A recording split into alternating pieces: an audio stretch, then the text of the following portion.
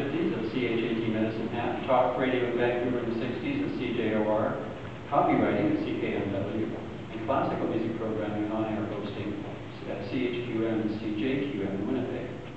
He began regular contributions to the CBC networks around 1980 and created and hosted Canada's national drive home show, Disc Drive, of CBC Radio 2 in 1985, continuing for an unprecedented 23 years and gathering an unrivaled 3 gold medals for the program and presentation excellence from the New York International Radio Festival. Thank you, Jurgen Gothe.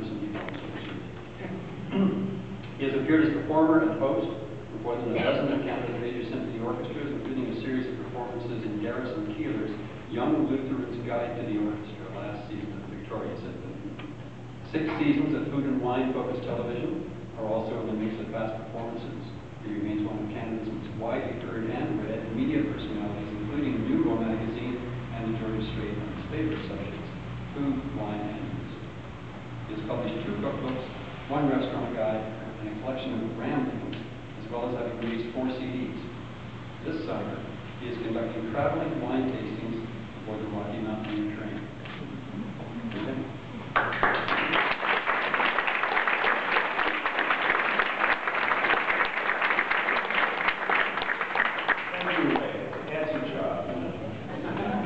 Listen, I was in Come Back Little Sheba in 1959 in the Medicine Hat musical theater production. I don't think any of you saw it just as well, or I wouldn't have been here today. I was told I had 60 seconds. And having periodically talked to time, I intend to do the same. Most of it is going to be taken up with the word thank you. I'll just say that 30 or 40 times and then I'll leave. Thank you, thank you, thank you.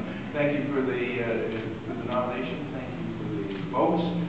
Thank you to my colleagues and my listeners and readers. Thank you to Max Wyman for allowing me to run my two favorite food and wine columns ever during his tenure at the Georgia Strait.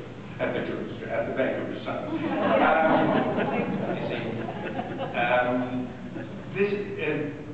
Somebody spoke earlier about what a surprise this was. Well, it was really a surprise for me because my friend Alan, who's sitting back there somewhere, phoned me up and said, I understand you're being inducted in the BC Entertainment Hall of Fame. And I said, I am. He said, yeah, I just heard it on the radio.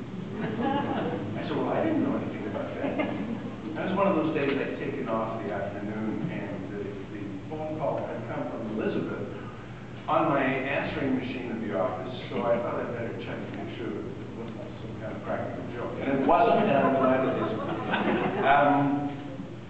I have to thank my wife and daughter and dog. Not necessarily. Two of whom could be here today. And again, I have to thank all of you, but the most important person I have to thank, sorry.